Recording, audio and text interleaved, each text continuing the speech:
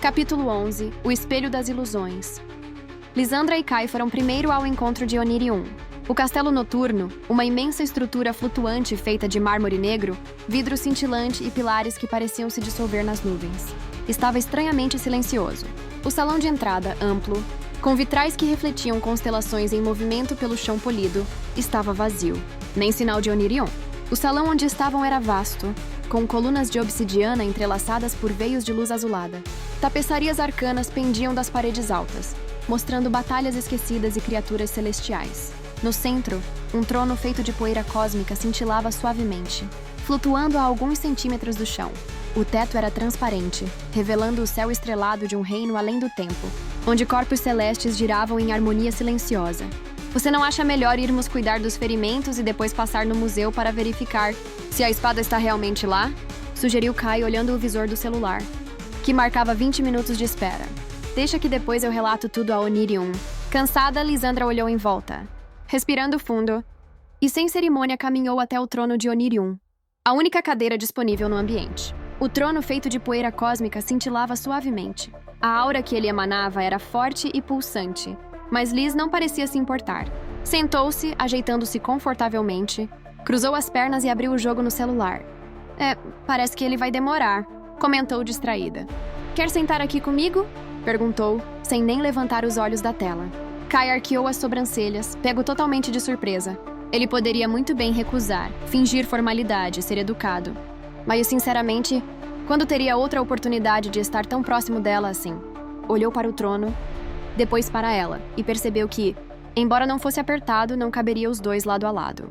Lisandra percebeu sua hesitação, deu uma risada divertida. Deu leves batidinhas no próprio colo e ofereceu. Vem, senta aqui, disse rindo. É só para não ficar de pé feito um poste. O rosto de Kai ficou visivelmente vermelho, algo quase raro de se ver nele. Por um segundo, ele olhou para o lado. Ajeitou a gola da roupa. Pigarreou, mas acabou cedendo. Sentou-se no colo dela meio travado, como se estivesse cometendo um crime contra alguma lei dos guardiões. O seu celular dá sinal aqui? Perguntou o guardião das sombras. Não, é um jogo offline, respondeu distraída. Tá certo então. O tempo passou e os dois foram relaxando. Começaram a trocar de posição algumas vezes. Ora ela estava no colo dele, ora ele no colo dela. Tiraram algumas fotos e selfies sentados no trono de Onirium. Uma hora se passou assim, em meio a conversas descontraídas, olhares furtivos e uma certa tensão no ar. Até que, subitamente, som de cascos preencheu o salão. Era Onirium, montado em um cavalo estelar feito de pura luz e partículas cósmicas. Ao tocar o chão, o animal dissolveu-se em poeira cintilante, flutuando e desaparecendo no ar. Instantaneamente, Lisandra e Kai se desvencilharam um do outro, como se tivessem sido pegos cometendo um ato proibido. Levantaram-se rapidamente, assumindo uma postura formal, quase militar. Pernas firmes, mãos para trás, queixo erguido. Onirium olhou a cena, arqueou uma sobrancelha, e um sorriso malicioso surgiu no canto de sua boca. Seus olhos azulados faiscaram por um segundo enquanto fazia uma leitura rápida do ambiente. Nick Stara causando problemas mais uma vez? Disse divertido. E não era necessário vocês dois virem juntos, sabiam? Lisandra apertou o bracelete com serpentis, visivelmente desconfortável. É que algo muito estranho está acontecendo, respondeu rápido. Já é a segunda vez que ela aparece e elimina um adversário antes de nós. Isso não é normal. Onirium cruzou os braços, seus longos cabelos negros balançando levemente enquanto refletiam a luz das estrelas. Não há nenhuma novidade nisso, respondeu, sem disfarçar um sorriso enigmático. Eu avisei que ela tinha algo em mente. Então seu olhar afiado se voltou diretamente para Lisandra, com uma expressão provocante. Você quer ter um particular comigo, Lisandra? Posso enviar Kai para verificar se a espada está no museu. E depois levo você até sua casa, disse, com um tom que misturava brincadeira e algo mais. Algo que fez Lisandra engasgar no próprio ar. O rosto dela ficou instantaneamente corado. O quê? Balbuciou, desviando o olhar. Mas Onirium não parecia nem um pouco preocupado com a reação dela. Nem mesmo esperou por uma resposta. Bateu palmas uma única vez em um portal prateado. Com bordas iluminadas por partículas brilhantes, abriu-se ao lado de Kai. Muito bem, então. Decretou de forma absoluta. Não se preocupe, Kai. Eu a levarei com segurança. Kai permaneceu em silêncio, o maxilar trincado, sentindo uma mistura de desconforto, ciúme e indignação. Como, exatamente? Tudo chegou a esse ponto? Pensou com ar de incômodo. Respirou fundo, pegou sua espada, ajeitou-a nas costas e respondeu com a voz controlada. Eu o farei, disse, atravessando o portal que se abriu diante dele. Assim que ele desapareceu, Onirium virou-se lentamente para Lisandra, com aquele sorriso debochado. Então, disse, aproximando-se alguns passos, a voz suave, sedutora e provocante. Onde estávamos?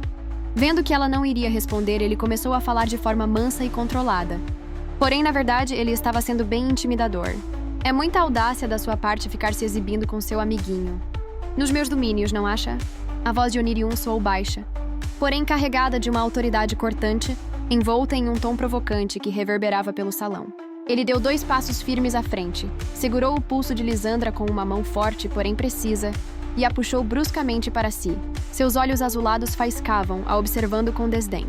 Me diga! Sua voz desceu para um tom mais grave, quase um sussurro nos ouvidos dela. Que exatamente você está querendo com tudo isso, Lisandra? Surpresa, ela perdeu o equilíbrio momentâneo e, antes que pudesse reagir, sentiu os braços dele envolverem sua cintura com facilidade, como se ela não pesasse absolutamente nada. Onirium a levantou no colo e caminhou até seu trono. Sentou-se lentamente e, com Lisandra ainda em seus braços, acomodou-a em seu colo, segurando-a como quem segura algo precioso. Ou perigoso. Eu não estava me exibindo, respondeu desconfortável, desviando o olhar, tentando parecer indignada, mas a voz saiu mais trêmula do que queria. Nós estávamos te esperando. Você demorou. Onirium soltou uma risada rouca, divertida, passando a mão livre lentamente pelo cabelo dela, afastando uma mecha que caía sobre o rosto corado da jovem. Você me acha cruel? Perguntou, arqueando uma sobrancelha, enquanto seu polegar subia lentamente até tocar o queixo dela, guiando seu rosto até que os olhos dela encontrassem os dele. Eu sei exatamente o que se passa em sua mente. Não me provoque. O coração de Lisandra disparou. A proximidade, o cheiro dele, uma mistura de aromas e especiarias.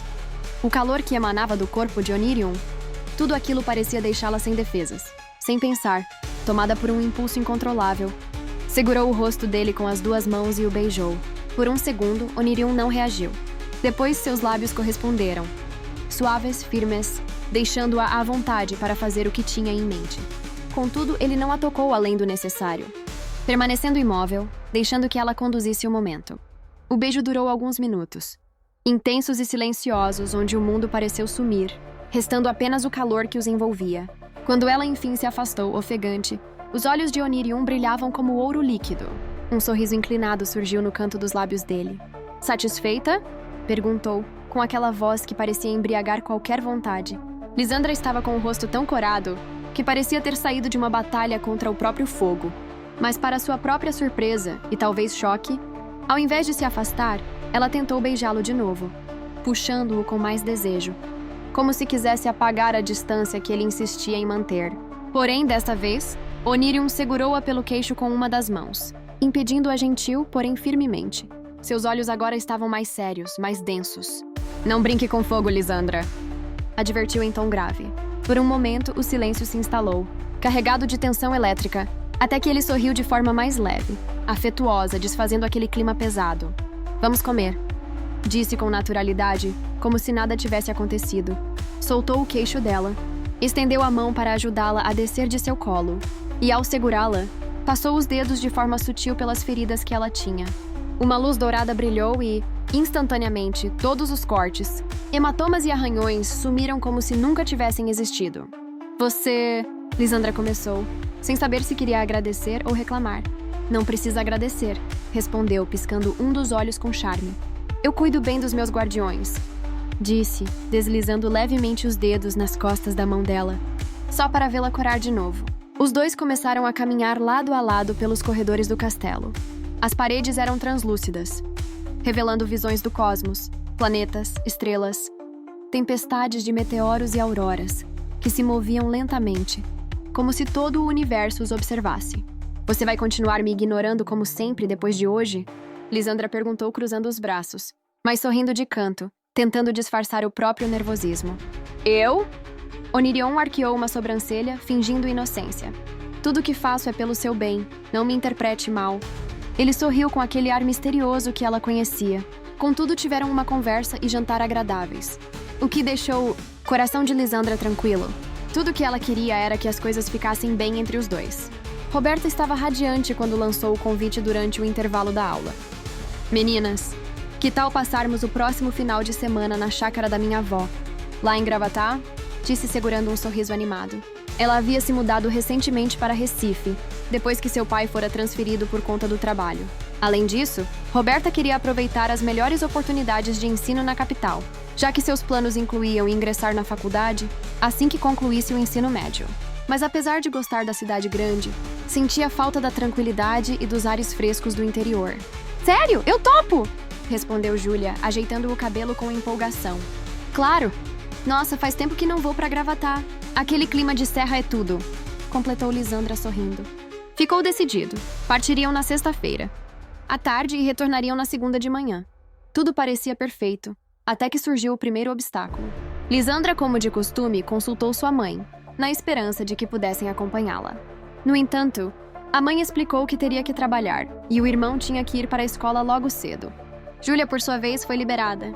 Embora seus pais tivessem expressado aquela preocupação típica, mas confiaram na responsabilidade da filha. Foi quando, de repente, Júlia teve uma ideia. Gente, e se eu perguntasse ao Kai se ele pode levar a gente? Ele tem carteira? O silêncio que seguiu foi interrompido pelo olhar levemente desconfiado, mas curioso, de Lisandra. Como ultimamente eles se viam com certa frequência para treinar, estava tudo ok. Sabe que pode ser uma boa ideia, respondeu Lisandra animada. Roberta, mais prática, já abriu o celular para verificar as condições. Para mim, não tem problema, mas ele vai ter que conversar com os nossos pais e passar o contato e endereço dele e dos pais dele. Júlia enviou uma mensagem convidando Kai, que logo lhe respondeu de volta. Ele disse que tudo bem e que não tem problema, ele vai falar com nossos pais pessoalmente, disse rindo, mostrando as mensagens na tela. Ai, sempre muito certinho, comentou Lisandra, cruzando os braços. E se perguntando desde quando sua amiga tinha o número de Kai e não lhe falou, ficou desconfiada, mas em silêncio. Tudo organizado, sexta-feira amanheceu com aquele céu parcialmente nublado. O carro de Kai, um sedã preto bem conservado, estava impecavelmente limpo. Ele passou na casa de cada garota e a última foi a de Lisandra. Tudo pronto para a aventura? Disse sorrindo. Prontíssimas, respondeu Roberta, ajeitando sua mochila no banco de trás. Acenaram para a mãe de Lisandra e pegaram a estrada. A estrada para Gravatá era bonita, margeada por campos verdes, morros, pequenas fazendas e trechos onde as árvores formavam verdadeiros túneis naturais. O vento entrava pelas janelas, trazendo aquele cheiro de natureza que só quem viaja para o interior conhece. Música rolava baixinha no carro. Uma playlist que misturava pop, rock leve e umas músicas aleatórias que faziam todos rirem. Gente, olha aquele cavalo! Meu Deus, parece uma pintura! Exclamou Júlia, apontando pela janela. Ai, eu amo essa estrada. Sério, isso aqui me dá paz, comentou Roberta, suspirando. Menos de 2 horas depois, chegaram à chácara. O lugar era simplesmente encantador. Uma casa em estilo colonial, com varandão de madeira, rodeada por um imenso jardim florido e árvores frutíferas. O cheiro de bolo recém-saído do forno misturado com café invadiu os sentidos de todos. Na porta estava ela, Dona Susana. Uma senhora de cabelos grisalhos presos em um coque simples, avental florido e aquele sorriso que parecia aquecer até a alma. Sejam bem-vindos, meus amores! Que alegria ver essa juventude bonita chegando aqui, disse ela, abrindo os braços. Todos desceram do carro animados. Dona Susana abraçou cada um com aquele carinho típico de avó. E olhando para Kai, disse com um sorriso brincalhão. Eita, trouxe um príncipe junto. A casa é de vocês, entrem, entrem. O grupo entrou, já encantado com o lugar, sem nem imaginar que aquela viagem guardava muito mais do que apenas descanso e diversão. As meninas ficaram acomodadas no quarto ao lado do de Roberta, no andar de cima da casa. Era um quarto espaçoso, com janelas de madeira pintadas de azul, cortinas floridas, camas antigas de ferro e aquele cheiro de roupa de cama, recém-lavada misturado com o perfume suave de lavanda.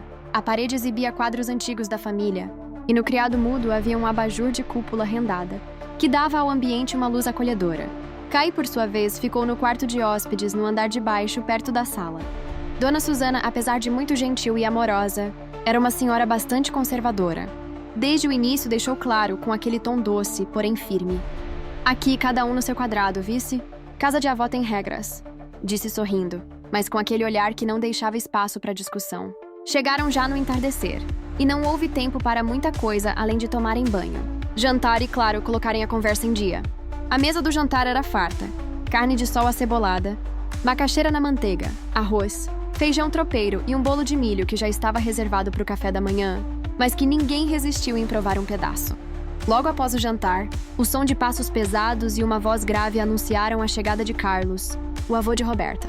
"Oxê, olha só quem tá aqui, minha neta e essa turma bonita", disse ele, entrando com aquele chapéu de palha surrado e as mãos ainda sujas de terra. "Foi ajudar Zé Bento na fazenda dele, né, velho?" perguntou Dona Susana, cruzando os braços. "Fui sim. Aquele motor da bomba d'água foi trabalho, viu?" respondeu ele, dando um beijo carinhoso na esposa e cumprimentando os jovens com um sorriso. Largo e sincero. Roberta correu para abraçá-lo e lhe pedir a bênção. Com a noite fresca e o céu incrivelmente limpo, Roberta teve uma ideia. "Bora pro lago ver as estrelas?" sugeriu Roberta. "Perfeito!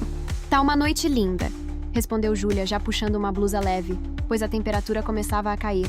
"Vão vocês, crianças. Eu e Carlos vamos cuidar e nos recolher. Não demorem muito, temos que acordar cedo amanhã." Dona Susana chamou José para acompanhá-los. O caminho até o lago era curto. Uns 5 minutos de caminhada, pela trilha iluminada apenas pela lua e pela lanterna que José carregava.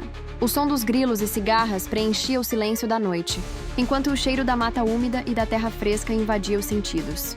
Chegando lá, se depararam com a água calma refletindo o céu estrelado, como se o lago fosse um espelho gigante. Era simplesmente mágico. Porém, os pernilongos não estavam dispostos a deixá-los em paz. Coçando os braços, José foi o primeiro a reclamar. "Eita, aqui hoje tá que é um veneno de muriçoca. Peraí, que eu trouxe incenso de citronela. E vamos acender uma fogueirinha?" disse Roberta, já pegando uns gravetos. Os outros também ajudaram e logo a pequena fogueira estalava, lançando faíscas douradas para o céu, e os incensos exalavam aquele cheiro forte, porém agradável, que afastava os mosquitos. Sentados em troncos caídos e pedras, formaram um círculo ao redor da fogueira. As risadas enchiam o ar, junto com as histórias engraçadas da infância. "Lembra, Roberta, quando você caiu dentro do chiqueiro correndo do galo?" contou José, rindo tanto que mal conseguia falar. "Ah, José, precisa lembrar disso aqui agora na frente dos outros?" respondeu ela rindo, mas fingindo estar brava. "E você, Kai? Aposta que nunca caiu na lama, né?" provocou Júlia, curiosa. Kai riu descontraído.